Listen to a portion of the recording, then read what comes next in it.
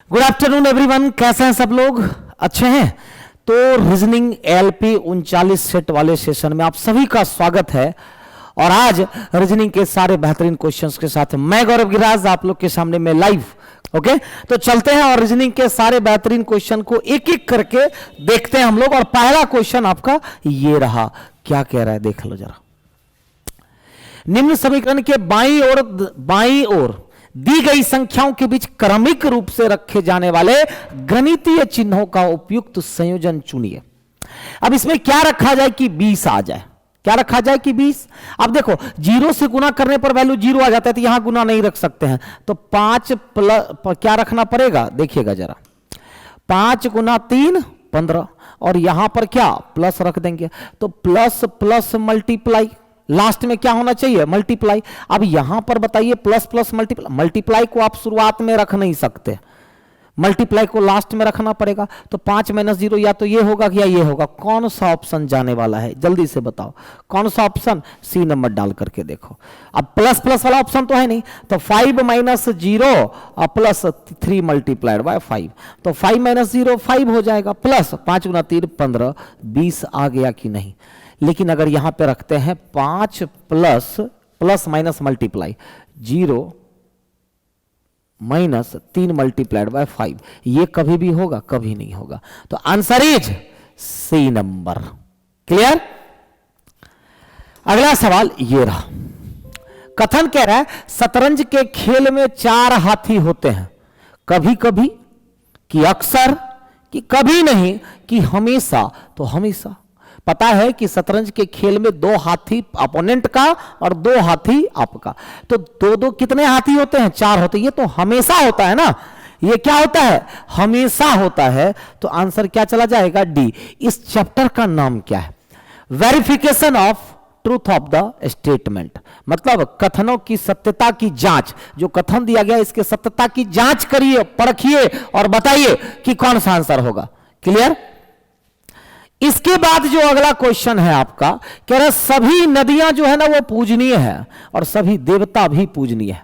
मतलब ये कह रहा है सारी की सारी नदी भी पूजनीय है और सारे के सारे देवता भी पूजनीय है। मतलब नदी भी पूजनीय है, ऐसे ही ना बनेगा डायग्राम, नदी भी पूजनीय और देवता भी पूजनीय। इस पर निष्कर्ष क्या दिया हुआ है? पहला, सभी नदियां देवता है। अब बताओ, नदियां देवता है ये हम कंफर्म बता पाएंगे? बिल्कुल भी नहीं। दूसरा कह रहा सभी देवता नदियां हैं, ये भी नहीं होगा, क्योंकि दोनों के बीच में क्या रिलेशन है? डाउटफुल। और डाउटफुल के केस में हम कोई भी चीजें कंफर्म नहीं कर सकते, तो ना तो एक और ना ही 2। क्लियर? आइए ना आंसर। Very good. आगे बढ़ते हैं और अगला सवाल क्या कहता है, तो देखिएगा जरा। यह आपका अगला सवाल कि निम्नलिखित में से कौन सा विकल्प दिए गए चित्र के सही दर्पण प्रतिबिंब को बदलेगा? आप बताइए, 2 कभी भी सेम दिखेगा? नहीं दिखेगा, गलती करो। 5 कभी भी सेम दिखेगा? कभी नहीं दिखेगा। अब इस दोनों में कहीं कोई गलती, देखो 5 सेम दिखेगा? नहीं। बनाने की क्या नीड है? ऐसे ही बन जाएगा। नहीं, वैसे बनाने का तो आप बना सकते ही हो, काहे का टाइम पास करना? आपको पता है कि 2 सेम दिखेगा? कभी नहीं दिखेगा, दिखेगा नहीं। हाँ, अगर डायग्राम बनाते हैं तो 2 ऐसा बनेगा, ये 6 हो गया, 0 हो गया, और ये जो 5 है आपका ये ऐसा बनेगा, 5 हो गया। ये जो P है आपका ये ऐसा दिखेगा, दिखेगा कि नहीं? U सेम दिखेगा, फिर 5 ऐसा दिखेगा, सॉरी 5 ऐसा दिखेगा, और एक जो है आपका ऐसा दिखेगा। किस ऑप्शन में? ए नंबर ऑप्शन में। ठीक है, सॉरी डी नंबर ऑप्शन में। Clear? Good afternoon Mukesh Sinha, Manish Singh. अगले क्वेश्चन की तरफ बढ़ते हैं। दिए गए समूह में से किसको चुनना है? विषम आकृति को चुनना है। क्या चुनना है? विषम आकृति को चुनना। बताओ इस चारों में से कौन सा पाटल 1/4 हर में किया गया? 1 चौथाई क्या किया गया है? तो कलर किया गया है। 1 चौथाई को क्या किया गया है? कलर। अब बताओ कि इसमें से कौन अलग है? तो सारा कुछ तो सेम दिख रहा है। नहीं, इसमें भी 1 चौथाई रंगा हुआ है, इसमें भी और इसमें भी। लेकिन अलग क्या है? अलग क्या है? तो अलग ये है कि इन सब में या तो वर्टिकल है, क्या है? वर्टिकल है, या तो हॉरिजॉन्टल या वर्टिकल, लेकिन इसमें क्या है, डायगोनल है। मतलब ये पार्ट बिल्कुल अलग है, इसलिए आंसर ए होगा। आज का टेस्ट नहीं होगा सर, नहीं नहीं नहीं नहीं। उस विकल्प का चयन कर जो लिखित में से त्रिकोणों की संख्या को दर्शाता है। अब ये बताओ इसमें त्रिभुजों की संख्या कितनी, 3, फिर इसमें भी कितने, 3, फिर इसमें भी कितने, 3। तो 3 गुना 3 9 त्रिभुज तो ऐसे ही हो गए।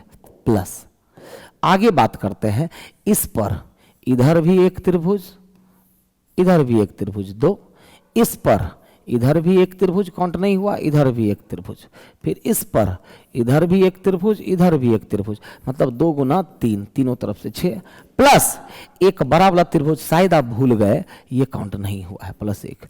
तो 9 6 15 और 1 16। तो त्रिभुजों की संख्या जो हो गई इसमें कितनी हो गई, 16 हो गई। क्लियर। अगला सवाल क्या कहता है, क्रम में से दी गई आकृतियों में से किसका पता करना है, भिन्न का पता करना है। अब m का प्लेस वैल्यू 13 होता है, w का 23 होता है, j का 10 होता है, लेकिन ये गलत है, और जो गलत है वही तो आंसर होगा, option number B, option number B. Clear. चलिए बढ़े अगले क्वेश्चन पर। ये रहा आपका अगला क्वेश्चन। 3 जनवरी 2018 को बुधवार था, निम्नलिखित में से कौन फिर 3 जनवरी को बुधवार होगा। मतलब इसको कहते हैं repeated date, sorry repeated day calculate करना है। तो इसको बनाने का अगर बेसिक तरीका क्या है पहले वो सीख लेते हैं। बेसिक तरीका है, ध्यान से देखिएगा, कि 3 जनवरी, लेकिन इसका ट्रिक भी होता है, 3 जनवरी 2018 को क्या था, बुधवार। तो कह रहा है फिर से बुधवार कब आएगा, तो ये कौन सा डेट है, जनवरी का। कौन सा डेट है, जनवरी। अब यहां याद रखिएगा जनवरी और फरवरी जनरली एक दिन बढ़ता है अगले साल में, या 2 दिन बढ़ता है किसमें, अगले साल में, किसमें, अगले वर्ष में। कोई भी सेम डेट, ये पढ़े होंगे आप लोग कि जनवरी और फरवरी, मतलब कि कोई भी डेट अपने आने वाले वर्षों में 1 दिन बढ़ता है या 2 दिन बढ़ता है। बट जनवरी या फरवरी का डेट 2 दिन कब बढ़ेगा, लीप के ठीक बाद, लीप के ठीक बाद वाले वर्ष में, लीप के ठीक बाद वाले वर्ष में। इसको याद रखिएगा, लीप के ठीक बाद वाले वर्ष में। अब देखिए 2018 है, तो 2018 से अगर हम 2019 में जाते हैं तो 1 दिन बढ़ेगा, क्या हो जाएगा, गुरुवार। 2020 में जाते हैं तो शुक्रवार हो जाएगा।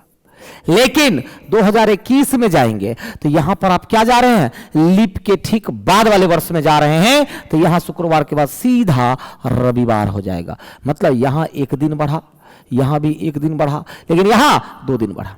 अब 1 ही दिन बढ़ेगा, 2022 में क्या हो जाएगा, सोमवार। 2023 में क्या हो जाएगा, मंगलवार।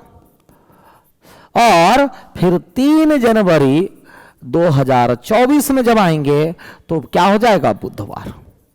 तो बताइए बुधवार फिर से कब पड़ा, तो बुधवार फिर से कब पड़ा, किस साल में, तो 2024 में। कब, 2024 में। लेकिन आज के बाद इसको ऐसे नहीं बनाना है। कैसे बनाना है, तो कोई भी दिन रिपीट कब होता है, डे रिपीट कब होता है, 7 दिनों में। तो आपको 7 उंगली निकालना है। क्या निकालना है, 7 उंगली। अब 18 को बुधवार तो दे ही दिया, ये देखना है उसके बाद कि मंथ कौन सा है, जनवरी। जनवरी और फरवरी लीप के बाद 2 दिन बढ़ता है, लीप में नहीं। तो 18 से 19 जाएंगे तो कितना दिन बढ़ेगा, 1 दिन बढ़ेगा। 19 से 20 जाएंगे तो 1 दिन बढ़ेगा। लेकिन 20 से जब 21 जाएंगे तो 2 दिन बंद होगा, तो 2 उंगली बंद करेंगे। फिर 22 में जाएंगे तो 1, 23 में जाएंगे तो 1, 24 में जाएंगे। 7 उंगली कहां बंद हो रहा है, 2024 में। आंसर, आंसर तुरंत बन गया। क्लियर।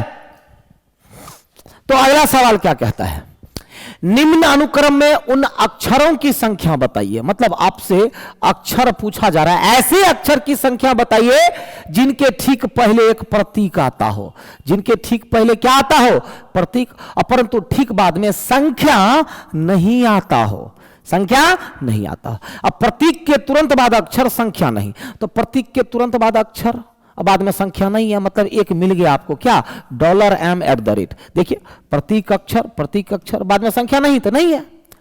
फिर @a और हैच भी ले सकते हैं, @a और हैच भी ले सकते हैं, प्रतीक अक्षर बाद में संख्या नहीं, @हैच। और अब देखिए हैच 9 नहीं ले सकते हैं, अब आप एंड 3 तो ले नहीं सकते, और बताइए ये भी नहीं ले सकते। कितने मिले, केवल 2 मिले, ठीक है, केवल 2 मिले। अगला सवाल क्या कहता है वो बताओ। सड़क का संबंध कार से, सड़क पर क्या चलेगी, कार, तो समुद्र में क्या चलेगा, मछली, नदी, पानी या जहाज, तो जहाज, क्योंकि ये क्या है, ये कोई भी नेचुरल चीजें तो नहीं है। डन। अगला, दिए गए वेन आरेख के अनुसार उन छात्रों की कुल संख्या क्या है जो क्रिकेट और फुटबॉल दोनों खेलते हैं लेकिन कबड्डी नहीं खेलते। तो कबड्डी नहीं खेलते तो इसका मतलब इसमें से किसी भी संख्या को आप नहीं ले सकते। अब दोनों में कॉमन कौन है, तो भी है।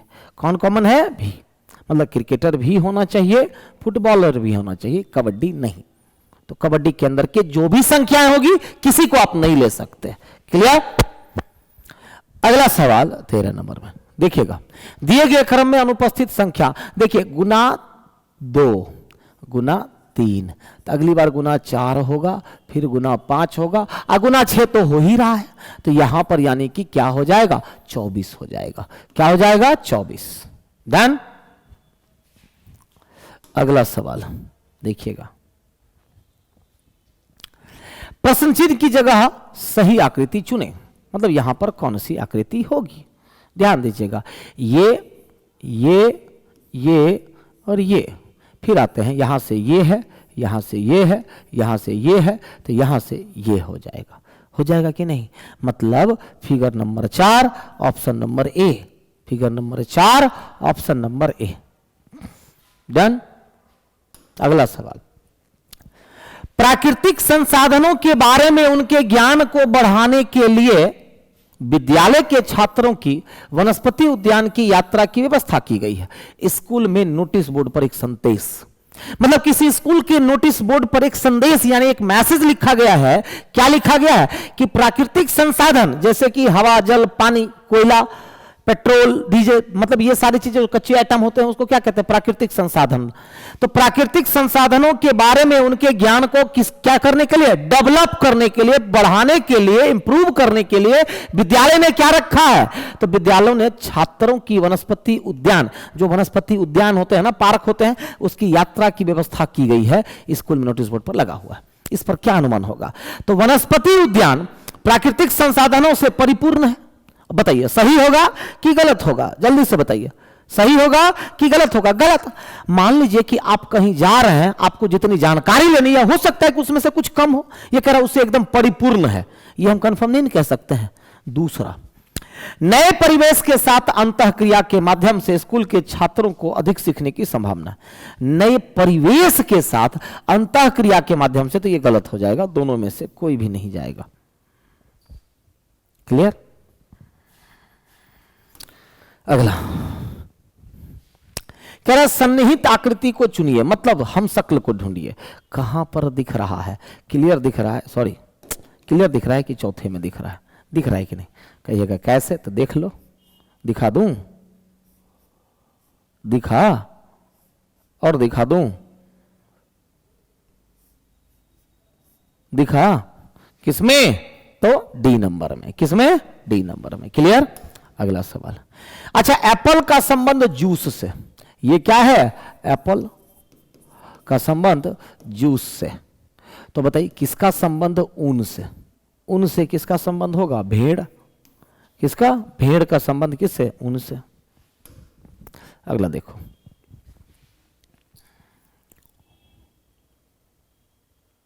देखिए यहां स्क्वायर बाहर है, ये अंदर हो गया, हो गया कि नहीं, फिर यहां पर डबल सर्कल है ना, फिर देखिएगा, ओके ठीक है, ये अच्छा एक समूह को चुनना है ना, हमको लगा कि क्वेश्चन मार्क पूछ रहा है। एक समूह वाला कौन कौन है, तो देखिएगा 1, 5, 7, ये क्या हो गया आयत वाले, तो 1 5 7 1 5 7 1 5 7 मतलब डी गलत हो गया। अब उसके बाद त्रिभुज त्रिभुज त्रिभुज मतलब 2 6 9, अब 2 6 9 यहाँ नहीं है, 2 6 यहाँ नहीं है, ऑप्शन नंबर ए 2 6 9 4 3 8। क्लियर, मतलब एक ही ग्रुप के 3 चीजों का आपको ग्रुप बनाना था। डन। अगला सवाल 19 नंबर, रियान बिहान की मां की बहन के पिता के इकलौते बेटे का बेटा है। रियान किसका बेटा, तो यहां से शुरुआत करिए। बिहान की मां की बहन, मान लो कि ये बिहान हो गया, अब बिहान की मां की बहन, यही ना, तो रिहान किसका बेटा, तो बिहान की मां की बहन, बिहान की मां की बहन के पिता के इकलौते बेटे। अब इसके पिता के इकलौते बेटे, अब इसका इकलौता बेटा मतलब ये, और इसका बेटा है कौन, रिहान। तो रिहान के बारे में क्या कहा, रिहान किसका बेटा, तो बिहान की मां की बहन के पिता के इकलौते बेटे का बेटा है। तो रिहान किस रूप से बिहान से संबंध रखता है, तो बताइए ये जो रिहान है बिहान से कैसे संबंधित रखता है, ममेरा भाई, ममेरा भाई। कहीं कैसे, तो बिहान की मां, अम्मा का भाई मतलब मामा का बेटा, ममेरा भाई। तो आंसर क्या हो जाएगा, डी नंबर। डन। अगला सवाल, दिए गए क्वेश्चन मार्क कहां पर दिया गया, दिए गए विकल्पों में से कौन सा अंतिम पद निम्नलिखित व्यवस्था में क्वेश्चन मार्क को प्रस्तापित करने के लिए उपयुक्त है, यदि दिए गए शब्द उस क्रम में है जिस क्रम में शब्दकोश में दिखाई देते हैं, वही ना। तो दिए गए विकल्प में कौन सा अंतिम पद निम्नलिखित व्यवस्था में क्वेश्चन मार्क की को प्रतिस्थापित करेगा, जबकि दिए गए शब्द उस क्रम में है। देखो MABE, देखिए MAB के बाद E है, MAB के बाद L है, MAB के बाद U है, MAB के बाद E है। तो अंतिम में बताइए कौन चला जाएगा, मैबुएज। क्या चला जाएगा, मैबुएज चला जाएगा। Option number D, option number D चला जाएगा। सबसे अंतिम में जब इसको सजाइएगा तो सबसे अंतिम में कौन चला जाएगा, पता चला ना। Done, D number. क्योंकि देखिए ध्यान से देखिएगा, सबसे पहले क्या होगा, तो MAB के बाद E है, MAB के बाद L है, MAB के बाद U है, MAB के बाद E है कि नहीं है। तो पहले E वाला अरेंज होगा, लेकिन E के बाद यहाँ पर P है, E के बाद यहाँ L है। तो सबसे पहले क्या अरेंज होगा, ये, दूसरे में क्या अरेंज होगा, ये, तीसरे में L वाला, और चौथे में मैब्यूज। तो सबसे अंतिम में कौन आया, मैब्यूज।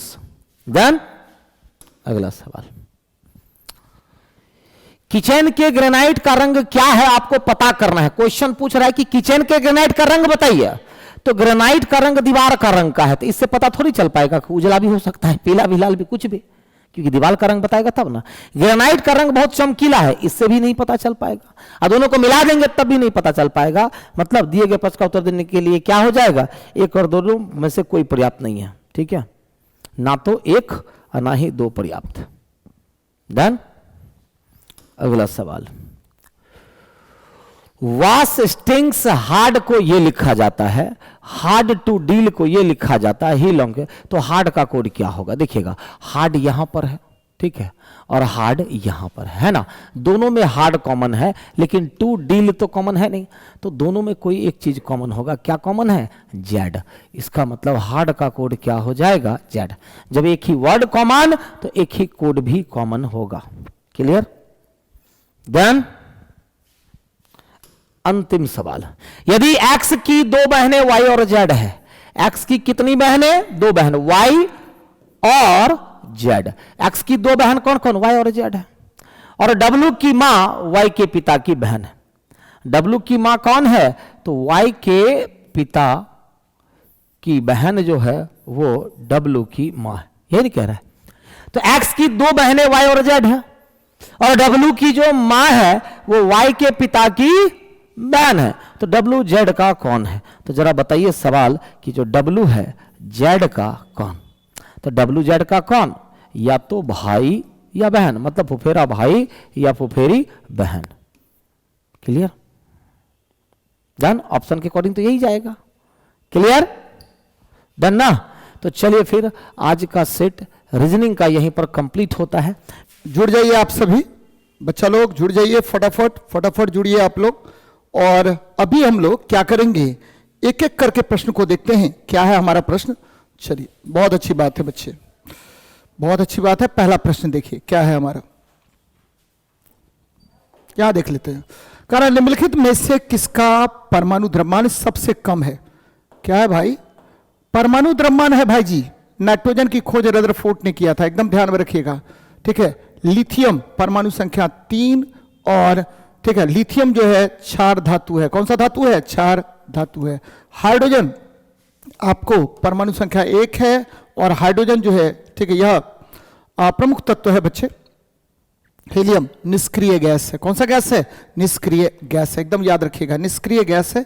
अब सबका हम द्रव्यमान देख रहे हैं। 18वें वर्ग का तत्व होता है, क्षार धातु है, पहले वर्ग का तत्व है। अब देखिए द्रव्यमान संख्या, नाइट्रोजन का हो गया कितना बेटा? 14, लिथियम का 7, हाइड्रोजन का 2 और आपको हीलियम का 4 हो गया, 4 AMU। तो सबसे कम पूछ रहा है तो हाइड्रोजन होगा, सबसे कम पूछ रहा है तो हाइड्रोजन होगा। फटाफट जवाब दीजिए आप लोग, चलिए फटाफट जवाब दीजिए। नेक्स्ट क्वेश्चन बेटा, जल्दी से इसका जवाब दे दे।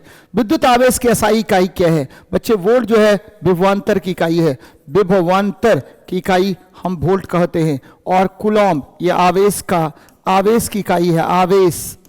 ओम ये प्रतिरोध की इकाई है। और बच्चे याद रखिएगा एम्पियर ये विद्युत धारा की इकाई है। विद्युत धारा का SI मात्रक क्या होता है? तो एम्पियर होता है। विद्युत धारा की SI इकाई एम्पियर होती है। तो आंसर क्या होगा? एम्पियर विद्युत धारा की इकाई। जल्दी से बताइए बच्चे। नेक्स्ट क्वेश्चन, तापीय अपघटन के दौरान अमोनियम नाइट्रेट का फॉर्मूला क्या होगा? NH4NO3। ध्यान में रखिए, NH4NO3 अमोनियम नाइट्रेट NH4NO3। बच्चे जब ये टूटेगा तो क्या बनाएगा? तो ये नाइट्रस ऑक्साइड N2O प्लस क्या बनाएगा? तो यह H2O बनाएगा। तो ये ध्यान में रखिएगा, आपको अमोनियम नाइट्रेट जब टूटता है तो किसका निर्माण करता है? तो बहुत अच्छी बात है बेटा, बहुत अच्छी बात है, ध्यान में रखिएगा। ये देखिए आपको क्या बनाया? तो N2O और H2O का निर्माण करेगा, N2O और H2O का निर्माण करेगा। यहां देखिए, ठीक है, N2O और H2O। तो H2O में कितना हो जाएगा? 2H2O ले लीजिए, देखिए बैलेंस है। हाँ बच्चे, 2 नाइट्रोजन है और 3 ऑक्सीजन है, तो 2 1 3 ऑक्सीजन हो गया। कितना हाइड्रोजन? तो 4 हाइड्रोजन है, तो बैलेंस है बच्चे। तो नाइट्रस ऑक्साइड बनाएगा। N2O को नाइट्रस ऑक्साइड या लाफिंग गैस कहते हैं। कौन सा गैस कहते हैं? तो लाफिंग गैस कहते हैं। और बच्चे ध्यान में रखिएगा कि अमोनिया NH3 होता है, अमोनिया होता है। अमोनिया बहुत ही उपयोगी तत्व है बच्चे, याद रखिएगा, उपयोगी यौगिक है अमोनिया। एकदम ध्यान में रखिए। चलिए नेक्स्ट, आपको जल्दी से इस चैनल को सब्सक्राइब कीजिए और देखिए क्या लाजवाब क्वेश्चन है बच्चे। निम्नलिखित में से, ठीक है, कौन सी एक गैर चमकदार वस्तु है? तो यहां देखिए गैर चमकदार वस्तु है तो जुगनू में आपको पता है बायोलुमिनेसेंस होता है बच्चे, बायोलुमिनेसेंस होता है, बायोलुमिनेसेंस बोलते हैं इसको। ये होता है बच्चे जिसकी वजह से ये चमकेगा। चांद का अपना चमक नहीं होता है, यह सूर्य के प्रकाश से चमकता है, इसीलिए गैर चमकदार वस्तु कौन है? तो आपको, ठीक है, 12 का आंसर क्या हो जाएगा बच्चे? तो ध्यान में रखिएगा, यहां गैर चमकदार वस्तु चांद हो जाएगा, एकदम ध्यान में रखिए। चलिए अब नेक्स्ट क्वेश्चन आप बताएंगे बच्चे आप लोग, ठीक है। जलती हुई मोमबत्ती मतलब वैक्स का बना होता है और मोमबत्ती वैक्स होता है। और वैक्स क्या होता है? तो यह याद रखिएगा मेरिसाइल पामीटेट का बना होता है, मेरिसाइल पामीटेट का बना होता है। कौन? तो मोम, आपको मोम मेरिसाइल पामीटेट का बना होता है। बहुत इंपॉर्टेंट है बच्चे। आगे देखते हैं, यहां देख लीजिए, ये देखिए बड़ा अच्छा है जी। ग्राफों में कौन सी एक कार की एक समान गति को दर्शाता है? एक समान गति बच्चे, यदि वेग और समय, ठीक है, वेग और समय क्या होगा? तो आपको यहां देखिए हर जगह थीटा का मान एक समान है, इसीलिए ये क्या होगा? एक समान गति का ग्राफ होगा। यहां देखिए, ये देखिए ये बढ़ रहा है, फिर देखिए बढ़ रहा है, ये टेढ़ा मेढ़ा हो गया, घट रहा है, बढ़ रहा है, घट रहा है, तो ये असमान गति हो गया, ये भी असमान गति हो गया। बच्चे एकदम याद रखिएगा, वेग समय ग्राफ में 3 चीज आपको ध्यान में रखना है। ये देखिए एक समान वेग का ग्राफ हो गया, ये देखिए मंदित गति होगी, इसमें देखिए त्वरित गति होगी, ये देखिए आपको यहां वस्तु विराम में हो जाएगा, वस्तु किसमें होगा, वस्तु विराम में, वस्तु विराम में। और ये वाला ग्राफ देखिए बेटा, ये असंभव ग्राफ होगा। कौन सा असंभव ग्राफ होगा? तो ये सब ध्यान में रखना है आपको। क्या रखना है? ये जो ग्राफ होता है वो एक समान गति का ग्राफ होता है। फिर से मैं रिपीट कर रहा हूं बच्चा, ये देखिए ये है ग्राफ। आपको समय के साथ आपको ये जो ढलान है यह नियत होता है, थीटा नियत होगा तो वस्तु एक समान गति से गमन करेगा। यहां देखिए ये बढ़ रहा है तो बच्चे ये असमान गति हो गया और ये भी असमान हो गया। तो आंसर क्या होगा? तो आपका डी नंबर आपका आंसर होगा बेटा, डी नंबर आपका आंसर होगा। नेक्स्ट देखते हैं क्या कह रहा है, निम्नलिखित में से कौन सा कथन गलत है? ठोस पदार्थों का आकार अनिश्चित होता है, गलत बात है, निश्चित होता है। ठोस का आकार, ठोस का याद रखिए बच्चे, ठोस का क्या होगा? दो चीजें नियत होगा, आकार और आयतन। आकार और आयतन क्या होगा? आयतन निश्चित होता है। आकार और आयतन क्या होगा? तो निश्चित होता है, ध्यान में रखिएगा, निश्चित होता है। किसका? ठोस पदार्थ का। चलिए, ठोस पदार्थों का आयतन निश्चित होता है, ये सही है बच्चे। ठोस पदार्थ कठोर होते हैं, ये भी सही है। ठोस पदार्थ लगभग असंपठनीय होता है, ये भी सही है। तो आंसर क्या होगा? तो गलत कथन पूछ रहा है तो आपको ए नंबर ही आपका गलत कथन होगा। कौन सा नंबर होगा? ए नंबर आपका गलत कथन होगा। याद रखिए बच्चे, पदार्थ की मुख्य रूप से 5 अवस्थाएं कौन कौन भौतिक वर्गीकरण करते हैं? ठोस, द्रव और गैस। ठोस, द्रव और गैस। ठोस का आकार और आयतन निश्चित होता है, द्रव का ठीक है आपको आकार अनिश्चित लेकिन आयतन निश्चित होगा, और गैस का आयतन और आकार दोनों अनिश्चित होता है। और प्लाज्मा उच्च तापमान पर पाए जाने वाले पदार्थ की अवस्था होती है, इसमें पदार्थ आयन के रूप में पाए जाते हैं। चलिए, पृथ्वी के चारों ओर एक पूरा चक्कर लगाने में चलो बच्चे, आपको पता है मैंने कई बार बताया है कि यदि कोई वस्तु वृत्तीय पथ पर चक्कर लगाता है तो किया गया कार्य शून्य के बराबर होगा। किया गया कार्य शून्य के बराबर होगा। तो बच्चे शून्य खोज लीजिए आप। किसी वृत्तीय पथ पर अगर कोई वस्तु गति करता है तो किया गया कार्य शून्य होता है, एकदम ध्यान में रखिएगा। चलिए, ये देखिए बड़ा अच्छा क्वेश्चन है बच्चे। BaCl2 2.08 ग्राम है और अतिरिक्त तनु H2SO4 के जलीय विलयन को मिश्रित करने पर ठीक है निर्मित BaSO4 की मात्रा कितनी होगी? यहां देखिए BaCl2, अच्छी बात है बच्चे। Ba का देखिए 137 है, 137 है। क्लोरीन का कितना है? तो 71 हो गया। 35.5 गुना 2 कर लीजिए बेटा, कितना होगा? तो 137 प्लस 71 कर लीजिए, देखिए कितना होता है। तो ये आ गया ठीक है 7 1 8 और क्या होगा? तो 3 7 यानी 208 आ गया। कोई बात नहीं है, 208 ग्राम हो गया बेटा, एकदम ध्यान में रखिएगा। अब देखिए इससे क्या बन रहा है? BaSO4 बन रहा है। क्या बन रहा है? BaSO4 बन रहा है। इसका निकाल लेते बेटा, BaSO4 कितना बनेगा? तो ये देखिए आपको पता है Ba का वैल्यू कितना है? तो 137 है। S का वैल्यू 32 है बच्चे, 32 ग्राम हो गया इसका ठीक है परमाणु भार। और आपको ऑक्सीजन का क्या होगा? 16 गुना 4 64 हो गया। तो देख लीजिए कितना हो जाएगा।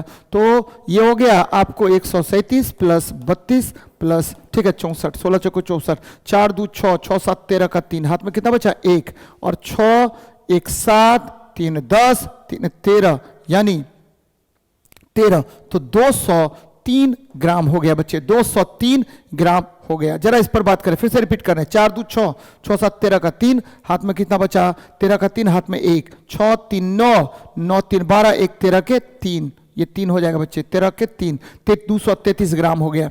अब देखिए 208 ग्राम से कितना बना? आपको 233 ग्राम का निर्माण होता है। तो चूंकि निकालना है कितना? तो 2.08 ग्राम में निकालना है बेटा। तो एकदम ध्यान में रखिएगा, देखिए कैसे निकलेगा। तो 233 बटे क्या हो गया? 208 गुना क्या? 2.08 निकल ना गया। ये देखिए पॉइंट हटाएंगे तो यहां 100 आ जाएगा, ये कट गया, 2.33 ग्राम होगा। तो देख लीजिए बेटा कहां पर है 2.33 ग्राम, ये सी नंबर में है। तो आंसर क्या निकलेगा? सी नंबर आपका निकलेगा। एकदम आसान सवाल है बेटा, तुरंत बनने वाला सवाल है, तो ध्यान में रखिएगा इसको। आगे देखते हैं, आगे देखते हैं वाहनों की हेडलाइट में प्रयुक्त दर्पण कौन सा होता है? तो बच्चे वाहनों की ठीक है उसमें अवतल दर्पण का प्रयोग करते हैं, याद रखना है अवतल दर्पण का प्रयोग करेंगे। अवतल दर्पण कैसा होता है? तो बनाएगा क्या बच्चे? आभासी और सीधा दोनों प्रतिबिंब बनाता है। सर्च लाइट में इसका उपयोग करते हैं, सर्च लाइट में करेंगे यूज हम इसका यूज करेंगे। टॉर्च लाइट में हम इसका यूज करेंगे। हम इसका यूज करेंगे क्या? सोलर कुकर में यूज करेंगे, सोलर कुकर में यूज करेंगे। हम इसका यूज किस में करेंगे? सोलर कुकर में करेंगे बच्चे, सोलर कुकर में यूज करते हैं। फिर हम इसका यूज किस में करते हैं? तो याद रखना है आपको, डॉक्टर्स मिरर में करते हैं, डॉक्टरी दर्पण में इसका यूज करते हैं, डॉक्टरी दर्पण में इसका यूज करेंगे, डॉक्टरी दर्पण में इसका यूज करते हैं। फिर हम इसका यूज और भी कामों में करेंगे, जैसे ठीक है, इसका और भी बहुत सारे कामों में इसका यूज होता है। जैसे बच्चे याद रखिए, डॉक्टरी दर्पण भी बोल रहा हूं मैं, search light, torch light, solar cooker, डॉक्टरी दर्पण में हम इसका प्रयोग करेंगे। बहुत इंपॉर्टेंट है बच्चे, बार बार यहां पर प्रश्न आपको पूछा जाता है। चलिए नेक्स्ट देखते हैं। 0.1 किलोग्राम वजन की एक गेंद को स्थिर स्थिति से गिराया जाता है। बहुत अच्छी बात है बच्चे, कैसे गिराते हैं? तो स्थिर स्थिति से गिराया जाता है। बहुत अच्छी बात है। कितना ग्राम? 0.1 किलोग्राम वजन की एक गेंद को स्थिर स्थिति से गिराया जाता है। जब यह 2 मीटर की दूरी से गिरता है तो गुरुत्वाकर्षण बल से लगने वाला कार्य कितना होगा? तो आपको पता है बच्चे, यहां से यहां गिराए तो आपको पता है कि ऊर्जा जब P बराबर क्या होगा? mgh हो जाएगा। m का मान कितना है? 0.1 किलोग्राम। g का मान कितना है? 9.8। g और h का मान कितना है? तो 2 है। तो यहां देख लीजिए क्या होगा? 19.6 गुना 0.1, 19.6 गुना 0.1 हो गया। तो ये उड़ा दीजिए, यहाँ 10 ले लीजिए, क्या हो गया? 1.96 जूल आ जाएगा। और चूंकि वस्तु ऊपर से नीचे गिर रहा है तो पॉजिटिव में होगा, पॉजिटिव में होगा, यानी आपको आंसर क्या हो जाएगा? 34 का ए नंबर होगा। 34 का ए नंबर आपको आंसर होगा। एकदम इजी है बच्चे, 34 का क्या होगा? ए नंबर आपका आंसर होगा। एकदम ध्यान में रखिएगा, क्योंकि यदि कोई वस्तु ऊपर से नीचे गिराई जाती है तो आपको ऊर्जा पॉजिटिव होता है बच्चे, पीई पॉजिटिव होगा। और बच्चे वस्तु को नीचे से ऊपर ले जाएंगे तो आपको जो पोटेंशियल एनर्जी होता है वो क्या होता है? नेगेटिव में होता है, -mgh होगा। तो ये ध्यान में रखनी चाहिए। नेक्स्ट देखते हैं, गति के दूसरे समीकरण द्वारा किसके बीच संबंध दर्शाया जाता है? तो गति के 3 मुख्य समीकरण होते हैं। पहला v बराबर u प्लस at। बच्चे पहला ये क्या हुआ? वेग, और ये क्या हुआ? समय। तो वेग समय संबंध ये बताता है, वेग समय संबंध बताएगा। और ये देखिए s बराबर ut प्लस क्या होगा? हाफ at स्क्वायर होगा। ये किसके बीच संबंध बताएगा? तो बच्चे ये विस्थापन और ठीक है समय के बीच संबंध बताएगा। विस्थापन समय संबंध बताता है। और ये v स्क्वायर बराबर u स्क्वायर प्लस 2as होता है। तो ये वेग और स्थिति के बीच संबंध बताएगा। तो ये देखिए क्या होगा? तो वेग समय संबंध बताता है। दूसरा समीकरण विस्थापन समय संबंध या स्थान समय संबंध बताएगा। स्थान समय संबंध बताएगा, यानी 2 नंबर आपका आंसर होगा।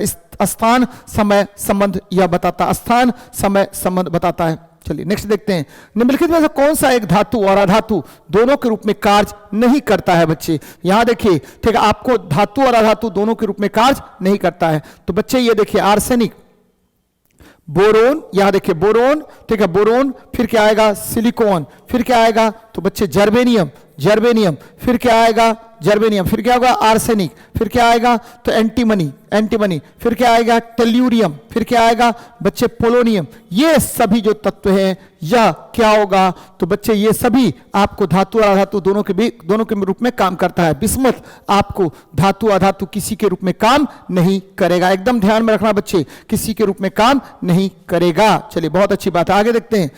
कूलॉम्ब का नियम। तो बच्चे कूलॉम्ब का नियम क्या होता है? F बराबर 1/4 pi epsilon not Q1 Q2 बटा क्या होता है? R स्क्वायर होता है। ठीक है, हाँ R स्क्वायर होता है। तो ये ध्यान में रखिएगा कि 2 आवेशों के बीच लगने वाला गुरुत्वाकर्षण बल, विद्युत अस्थैतिक बल आवेशों के गुणनफल का समानुपाती और उसके बीच की दूरी के वर्ग का व्युत्क्रमानुपाती होता है। तो यहां देखिए, 2 आवेशों के मध्य आकर्षण या प्रतिकर्षण बल के परिमाण, ठीक है, 2 आवेशों के मात्रा के गुणनफल के साथ साथ उनके बीच की दूरी के वर्ग का व्युत्क्रमानुपाती होता है। यही आपको कूलॉम्ब का नियम है बच्चे। तो 40 का ए नंबर आंसर होगा। 40 का क्या होगा? तो आपको कूलॉम्ब का 2 बिंदु आवेशों के मध्य आकर्षण या प्रतिकर्षण बल का परिमाण, 2 आवेशों की मात्रा के, ठीक है, यहां देखिए 2 बिंदु आवेशों के मध्य आकर्षण या प्रतिकर्षण बल का परिमाण 2 आवेशों की मात्रा के अनुक्रमानुपाती। हाँ बच्चे, ठीक है, दोनों का बोल रहा है यहां पर क्या?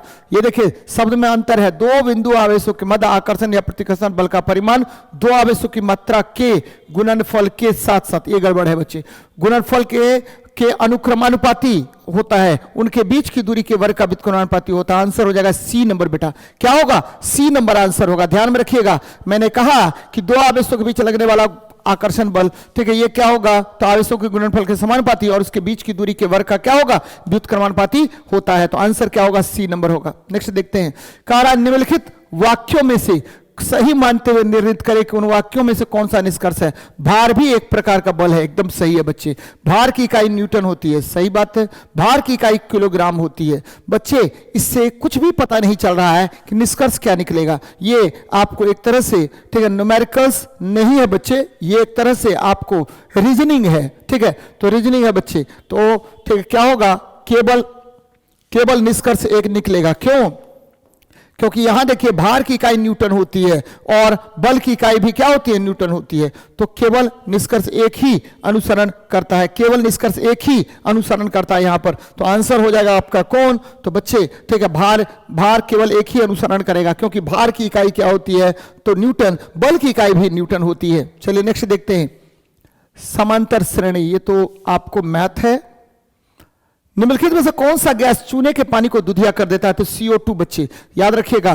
कैल्शियम हाइड्रोक्साइड में जब आप जल मिलाए, बोलते हैं जब आप कार्बन डाइऑक्साइड मिलाएंगे तो आपका निर्माण होगा कैल्शियम कार्बोनेट CaCO3 प्लस क्या होगा, H2O बाहर निकल जाएगा। तो याद रखना है कि कार्बन डाइऑक्साइड आपको क्या करेगा, तो चूने के पानी को दुधिया कर देता है। एकदम ध्यान में रखिएगा, चूने के पानी को दुधिया कर देगा बच्चे। CaOH2 इसको क्या बोलते हैं, तो स्लैग्ड लाइम। कौन सा लाइम बोलेंगे? स्लैग्ड लाइम कहते हैं, स्लैग्ड लाइम कहते हैं। और CaCO3 इसको चूना पत्थर कहते हैं, चूना पत्थर कहते हैं। और आपको एकदम ध्यान में रखना, CaO इसको क्या कहते हैं, तो इसको कहते बिना बुझा चूना बच्चे, बिना बुझा चूना कहते हैं, बिना बुझा चूना कहेंगे। तो एकदम ध्यान में रखिएगा, बिना बुझा चूना कहा जाता है, बहुत इंपॉर्टेंट है।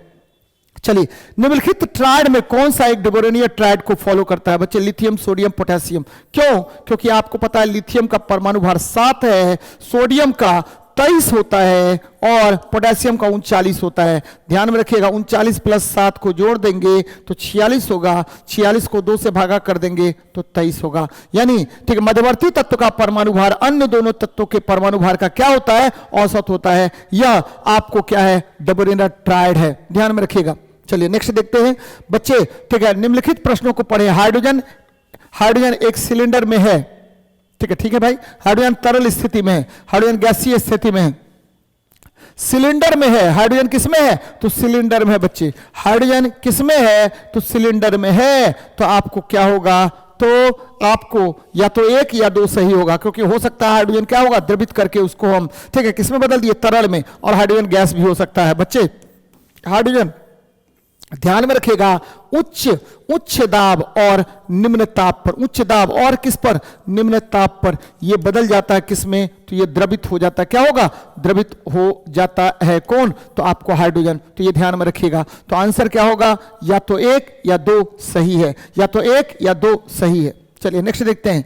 मनुष्यों में अंतःस्रावी ग्रंथि नहीं है बच्चे, तो यकृत अंतःस्रावी ग्रंथि नहीं है। यह शरीर का सबसे बड़ा आंतरिक अंग है। शरीर का सबसे बड़ा आंतरिक अंग कौन है, तो बच्चे शरीर का सबसे बड़ा आंतरिक अंग है, शरीर का सबसे बड़ा आंतरिक अंग। सबसे बड़ा आंतरिक अंग कौन होता है, तो सबसे बड़ा आंतरिक अंग है, कौन है, तो बच्चे एकदम ध्यान में रखिएगा, आंतरिक अंग है लीवर, शरीर का सबसे बड़ा आंतरिक अंग। और यहां से क्या स्रावित होता है, तो पित्तरस का स्रवण होता है। पित्तरस यहां से स्रावित होता है, पित्तरस स्रावित होता है। सबसे छोटी ग्रंथि कौन होती है, तो सबसे छोटी अंतःस्रावी ग्रंथि, सबसे छोटी अंतःस्रावी ग्रंथि, सबसे छोटी अंतःस्रावी ग्रंथि आपको कौन है, अंतःस्रावी ग्रंथि है पीयूष ग्रंथि है बच्चे। और यहां से बहुत सारा हार्मोन निकलता है। पीनियल ग्लैंड बच्चे ये बहुत इंपॉर्टेंट है, क्योंकि यहां से आपको मेलाटोनिन हार्मोन निकलता है। कौन सा हार्मोन, मेलाटोनिन हार्मोन निकलता है, जो क्या करता है, तो बच्चे ठीक है निद्रा वगैरह, ठीक है इसी के कारण आता है। एडिनल ग्लैंड, यहां से एड्रिनलिन हार्मोन स्रावित होता है, एड्रिनेलिन स्रावित होता है। और ये क्या करेगा, तो बच्चे ये जो है आपको क्रोध, गुस्सा इत्यादि शरीर में उत्तेजना लाने का काम यही ग्रंथि करता है।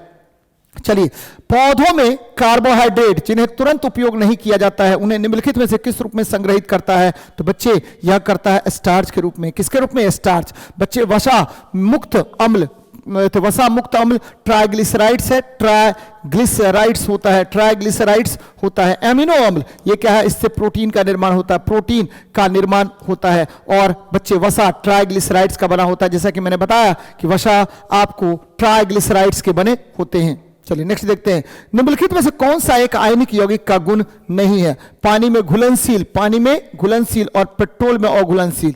तो बच्चे यहां देखिए आयनिक यौगिक यानी NaCl है, मान लेते हैं सोडियम क्लोराइड है, NaCl है, और ये NaCl जो है सोडियम क्लोराइड, यह पानी में घुलनशील नहीं होगा बच्चे। कि घुलनशील होगा? घुलनशील होगा। पेट्रोल में घुलनशील नहीं होगा। ठीक है, चलिए एकदम याद रखिएगा, आयनिक यौगिक जो है जल में घुलनशील होता है लेकिन कार्बनिक विलायकों में घुलनशील नहीं होता है। कम गलनांक बच्चे NaCl है, प्रबल बंधन के द्वारा यह बनता है, क्योंकि आपको पता है प्रबल बंधन के द्वारा बनता है, और यह ना तो ठीक है इसका कम गलनांक होगा या क्वथनांक इसका कम कभी भी नहीं हो सकता है। तो आंसर हो जाएगा बी नंबर। ठोस और मजबूत होगा, उच्च गलनांक और क्वथनांक दोनों होगा बच्चे। तो एकदम ध्यान में रखिएगा कि इसका उच्च गलनांक और क्वथनांक होता है। और NaCl जो है यह आपको Na+ और Cl- दो प्रकार के आयनों के बने होते हैं, जिसके कारण यह बड़ा मजबूत पदार्थ होता है बच्चे।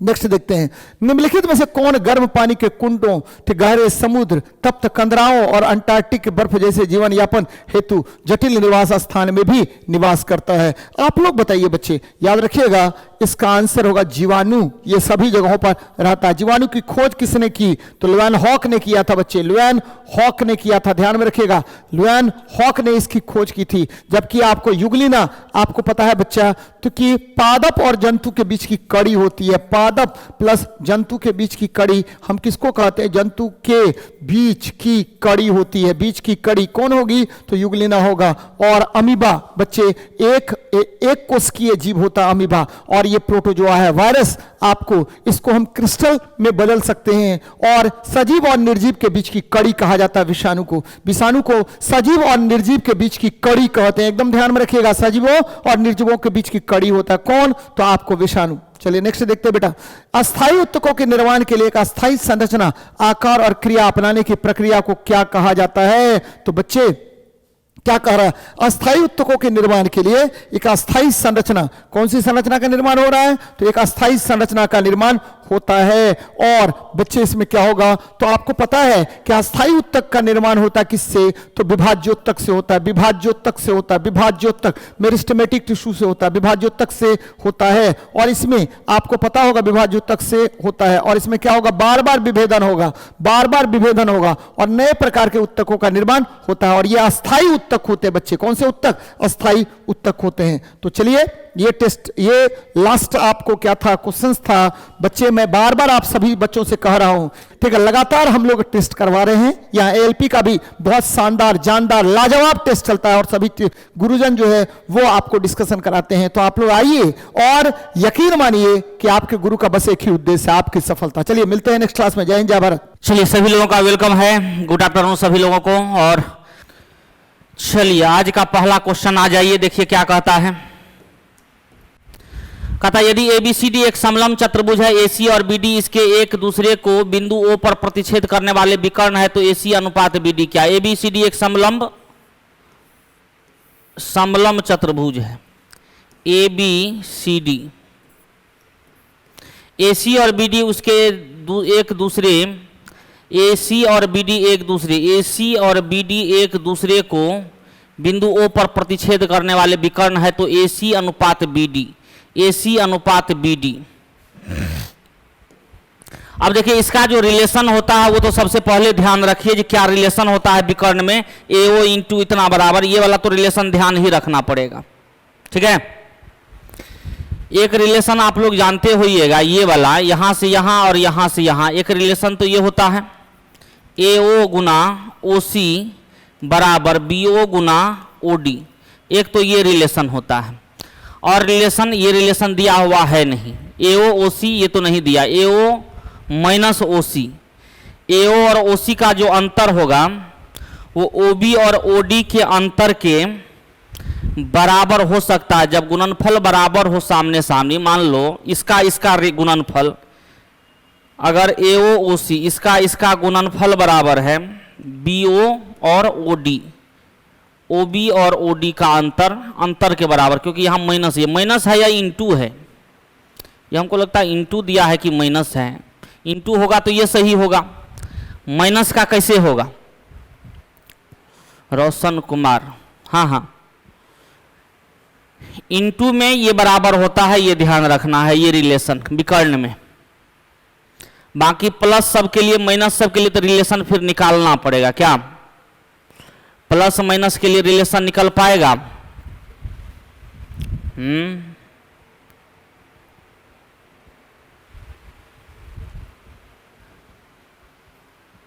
इतना याद रखो, ये रिलेशन याद रखो, हटाओ अभी आगे बढ़ो।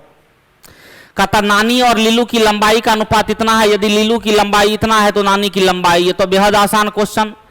इसमें किसका दिया हुआ? लीलू का। और लीलू कौन है? ये 3 का वैल्यू मान लो 12 है, 3 चौके 12, 4 चौके 16, ये दशमलव है तो ये भी दशमलव। ये सब आसान सवाल है। इसके बाद कहता चार्ल्स और सिया की उम्र के बीच 6 साल का अंतर है। जब उन्होंने 30 साल पहले एक दूसरे से शादी की थी तो चार्ल्स की उम्र का 4 गुना उतना ही था जितना सिया की उम्र का 5 गुना। चार्ल्स की उम्र का 4 गुना उतना ही था जितना श्रेया की उम्र का 5 गुना। यानी सी और एस का जो रेशियो था वो 5:4 था। ये मामला है कब? चाहिए है मामला 30 साल पहले का। और दोनों के बीच 6 साल का अंतर है, तो अंतर तो हमेशा सेम रहता है। अंतर है कितना? 1 का। 1 का वैल्यू 6, तो उस समय ये 24 था, तो ये उस समय 30 था। तो यहाँ क्या कहता? क्वेश्चन में उनकी वर्तमान उम्रों का योग ज्ञात करें। वर्तमान में उस समय का योग कितना होगा? 30 + 24 उस समय। अब वर्तमान में कहेगा तो दोनों में 30-30 जुटेगा, क्योंकि ये 30 वर्ष पहले का उम्र है। कितना हो गया? 30 × 90, 114 वर्ष। 114 वर्ष होगा उम्रों का योग अभी वर्तमान में, है ना। अगला हो, कहता इतना रुपया की एक धनराशि ए बी और सी के बीच इस प्रकार बांटी जाती है कि ए को प्राप्त होने वाला भाग बी के प्राप्त होने वाले भाग का 50% और बी को प्राप्त होने वाले भाग सी को प्राप्त होने वाले भाग का 20% हो। ए बी सी, पहले बी सी को सजा लीजिए।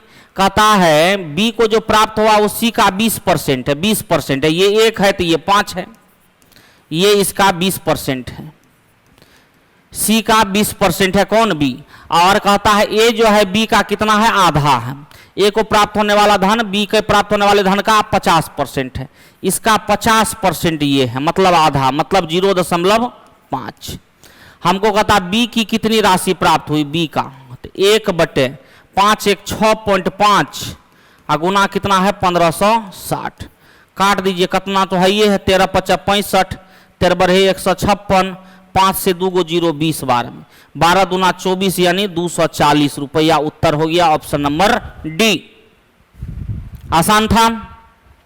चलिए इसके बाद कहता निम्न में किसका मान शांत दशमलव में प्राप्त होगा? शांत दशमलव मतलब कौन कट जाएगा? जिसके नीचे में 2, 5 के अलावा कोई अभाज्य संख्या न बचे। जिसके नीचे में 2 और 5 के अलावा कोई भी अभाज्य संख्या नहीं बचेगा वो कट जाएगा। जैसे 3 से 12, लेकिन 12 में तो 3 है, ये है, तो ये तो नहीं कटेगा, तो ये तो नहीं होगा। 12/36, 1/3, 3 तो रहिए गया, ये भी नहीं कटेगा। 9 चौके 36, 4 से कोई भी संख्या कट जाएगा। 6 से 6 बार में 6 में 2 गुना 3 है, 3 बच गया, ये भी नहीं होने वाला है। तो ऑप्शन नंबर कौन सा? सी। Option number C. अगला आइए, इतना का वर्गमूल क्या होगा? वर्गमूल निकालना है, ध्यान दिया जाए। पहले अंतिम से 2 अंक छोड़ देना है और ये देखना है किसके किसके वर्ग के बीच में है।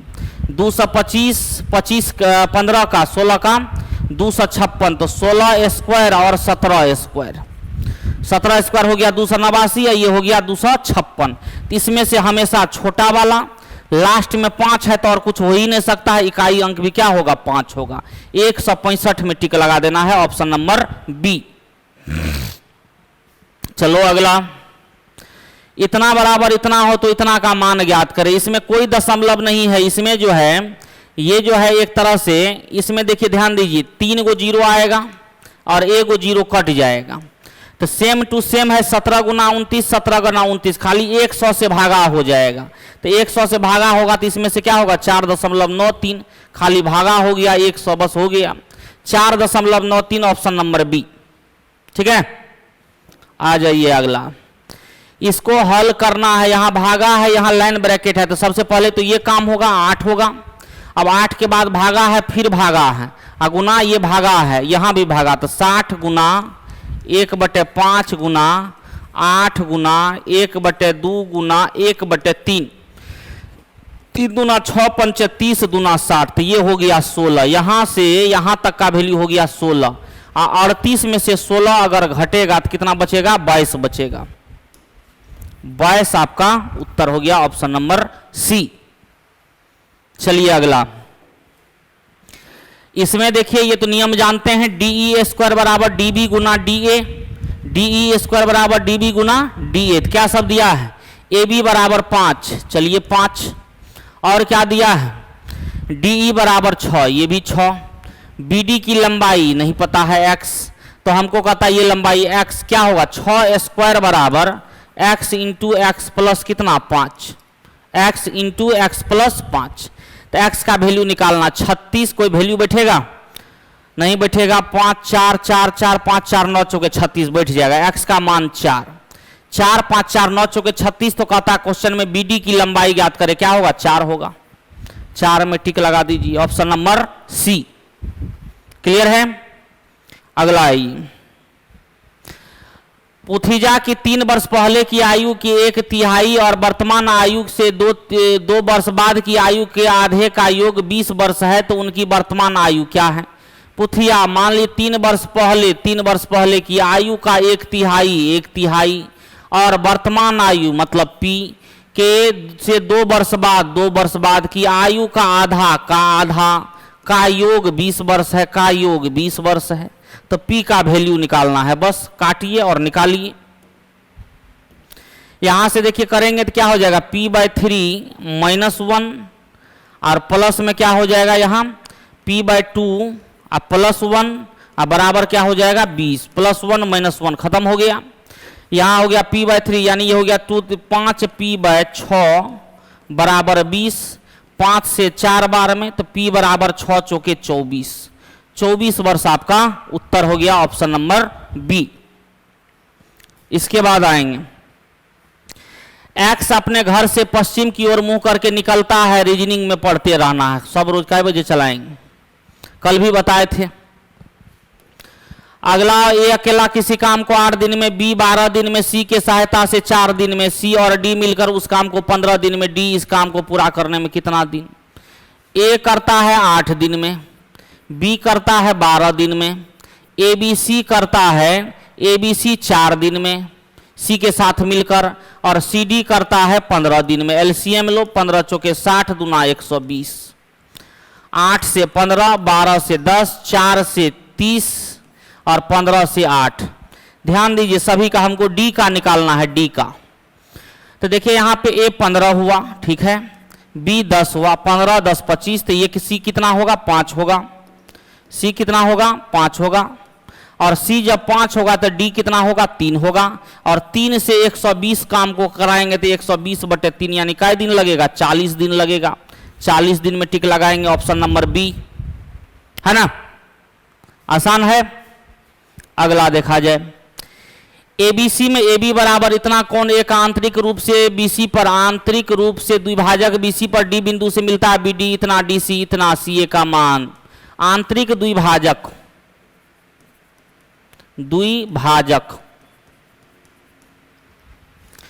देखिए एक त्रिभुज है ABC, कौन ए का आंतरिक द्विभाजक, तो ये रूल पता होना चाहिए। आंतरिक द्विभाजक जब ये कहेगा तो AB/AC बराबर BD/DC होता है, मतलब इसका जो रेशियो होगा वही इसका रेशियो होता है। तो यहाँ देखिए BD बराबर 6 है, DC बराबर 7.5 है, तो इसका रेशियो निकाल लीजिए पहले। तो यानी ये हो गया 60/75, तो ये हो गया 15 चौके 60, 15 × 75, 4 5 आ गया। अब कहता है इसमें क्वेश्चन में AB बराबर 8 है, AB बराबर 8 मतलब ये 8 है, तो ये तो 4 का वैल्यू 8 होगा। 4 दूना 8, 5 दिया, 5 दूना 10, ये 10 हो जाएगा। इसका CA का मान कितना हो जाएगा? 10, सेम रेशियो होता है। अगला आइए, कहता शहर जनसंख्या, शिक्षित लोग और अशिक्षित लोगों का प्रतिशत दिया गया है कि दिए गए आंकड़े के आधार पर चारों शहर में कुल मिलाकर शिक्षितों का कुल प्रतिशत 1 दशमलव तक पूर्णांकित डैश है। शिक्षकों का प्रतिशत, शिक्षित लोगों का प्रतिशत, यही ना है, शिक्षित और शिक्षित, ध्यान दीजिए, शिक्षित और शिक्षित यहाँ टोटल, तब ना 200, 150, 50, 200, 100, ये कितना हो जाएगा 300। और देखिए 150, 50, ये 100, ठीक है, 90, 120, तो ये कितना होगा 30 होगा।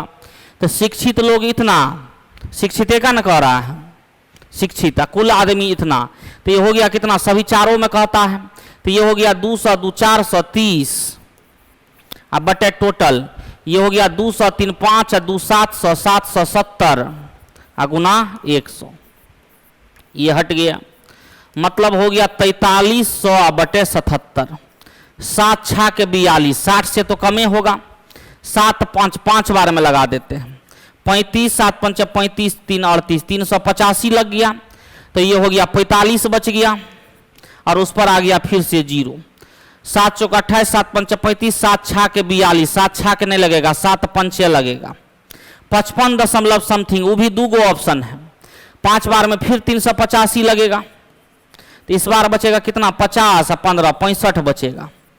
अब 7 8 56, 7 7 49, 7 8 लगा दो 8 बार में, 8 7 56, लगभग 8, 8 7 56, 8 7 56, 5 61, ठीक है, 55.8, option number D, option number D. अगला सवाल चलो, कैलकुलेशन था कुल शिक्षित बटे टोटल जनसंख्या गुना 100। अगला 8% प्रतिवर्ष साधारण ब्याज की दर पर निवेशित कोई धनराशि 2 वर्ष 9 महीने में इतना हो जाता, निवेशित की गई धनराशि कितनी है, 8% हो जाती है, मतलब ये अमाउंट है, हमको पहले एसआई निकालना पड़ेगा, एसआई बराबर आरटी 8 गुना 2.9 बटे 12, 3 तिया 9, 3 चौके 12, अब प्रतिशत होता है तो बटे 100 कर देंगे, तो ये हो गया 8 गुना 4 गुना 8 3 11 बटे 4 गुना 100 कर देते हैं, 8 5 40, 50 बार में, यानी 11 बटे 50 ब्याज मिलता है। तो मूलधन और मिश्रधन, मूलधन 50 रुपया हुआ तो मिश्रधन कितना हो जाएगा 50 जोड़ 11, 61 रुपया। अब क्या दिया हुआ हो जाता है, मतलब इसका वैल्यू दिया हुआ है 732 ना, 12 6 के 72, 12 बार में, यहां भी 12 बार में, 12 5 60, यानी कितना हो जाएगा 600, मूलधन कितना था 600 रुपया, आपका उत्तर हो गया ऑप्शन नंबर बी। अगला देखेंगे, एक पहिए का व्यास इतना सेंटीमीटर, इतना मीटर की दूरी तय करने में कितने चक्कर, एक चक्कर में 2 पाई आर, तो 792 बटे 2 पाई आर, 2 गुना 22 बटे 7 गुना आर कितना हो जाएगा, ये मीटर है ये सेंटीमीटर है, तो गुना 100 कर देते हैं, तो ये हो जाएगा क्या सेंटीमीटर। अब 84 व्यास है तो त्रिज्या कितना हो जाएगा 42, हाँ काट दीजिए, हो गया चक्कर, 7 6 के 42, काट के देखना है 22 से ये कटेगा, 22 तिया 66, 11 से काटो ना, 11 से 2 बार में, 11 7 77, 11 दूना 22, 6 दूना 12 दूना 24 तिया 72, यानी कै चक्कर लगाएगा 300 चक्कर लगाएगा, ऑप्शन नंबर ए। आसान आसान सवाल है, कहता यदि इतना संख्या 11 से विभाजित होता है एक्स का मान, 11 का नियम क्या कहता है अल्टरनेट, x + 4 + 1 मतलब x + 5 बराबर 4 जोड़ 4 कितना 8, तो x का मान कितना दे देंगे 3 दे देंगे, 3 देने पर अंतर 0 आ जाएगा, 0 आ जाएगा तो क्या हो जाएगा कटना चाहिए, तो x का मान क्या हो सकता है 3। रघु ने 66 में खिलौने खरीदने के बाद इसे 15% लाभ पर बेच दिया, विक्रय मूल्य, मतलब इसमें 15% बढ़ाना है बस, मतलब 15% इसका कितना हो जाएगा 10% होगा 6.6, आधा होगा 3.3, यानी इसमें जोड़ देंगे 9.9, यही ना हो जाएगा 6.6 3.3 9.9, 9 6 15 75.9, ऑप्शन नंबर डी बन गया था ना सब। 1 मीटर में कुल कितने किलोमीटर होते हैं, 1 मीटर में कुल कितने किलोमीटर होते हैं, आप जानते हैं 1 किलोमीटर में 1000 मीटर होता है, तो अगर इसको हम 1 करेंगे तो इसको क्या करेंगे 1/1000 करेंगे ना, यही हो गया 0.001 किलोमीटर, ऑप्शन नंबर सी, ठीक है। तो ये था आपका सेट नंबर 6 और बेहद आसान क्वेश्चन एएलपी सब में पूछा हुआ है। लेकिन चलिए सेट हम लोग करते जा रहे हैं। कल फिर मिलेंगे आप लोगों से इस टाइम में।